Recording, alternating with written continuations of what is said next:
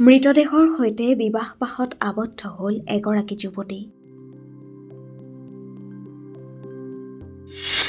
21 বছৰীয়া এগৰাকী যুৱতীয়ে প্ৰেমিকৰ নিথৰ দেহত হালধি সানি ৰঙা সিন্দুৰেৰে শিৰত বুলাই ল'লে প্ৰেমিকৰ নাম।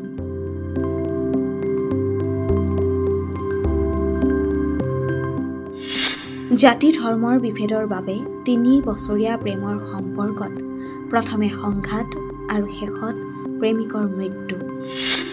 প্ৰাণহীন প্ৰেমিকৰ শৰীৰটোৰ সৈতে প্ৰেমিকাই যুগ্ম জীৱন আৰম্ভ কৰা এই কৰুণ কাহিনীটিয়ে চকু সেমিকাই তুলিব আপোনাৰো।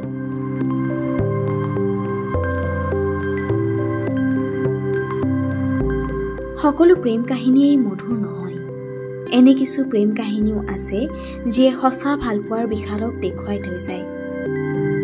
মৃতদেহৰ সৈতে বিবাহপাশত আবদ্ধ হোৱা অঞ্চল আৰু চকচমৰ এই হৃদয় বিদাৰক কাহিনীয়ে আপোনাকো কন্দুৱাই তুলিব।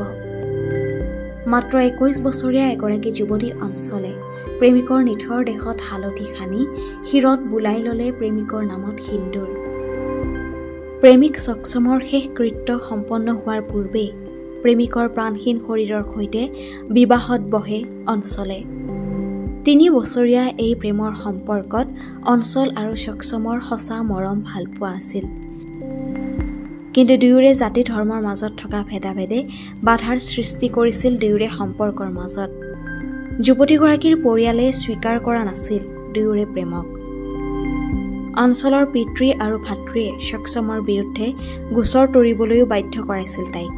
আনকি অঞ্চলৰ ভাতৃ আৰু পিতৃয়ে মিলি প্ৰেমিক চকচমক হত্যাৰ অভিযোগো উত্থাপন হৈছে, যাৰ বাবে যুৱকজনৰ মৃত্যুৰ পাছত হলেও তেওঁকেই স্বামী হিচাপে স্বীকৃতি দি চিৰদিনলৈ শিৰত সিন্দুৰ ল'লে অঞ্চলে।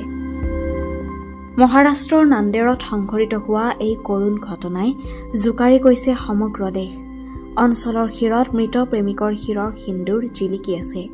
অশ্ৰুসিক্ত নয়নেৰে শেষ বিদায় দি প্ৰেমিকৰ নামটিক নিজৰ পৰিচয় কৰাৰ সিদ্ধান্তই এতিয়া চকু সেমেকাই তুলিছে সকলোকে।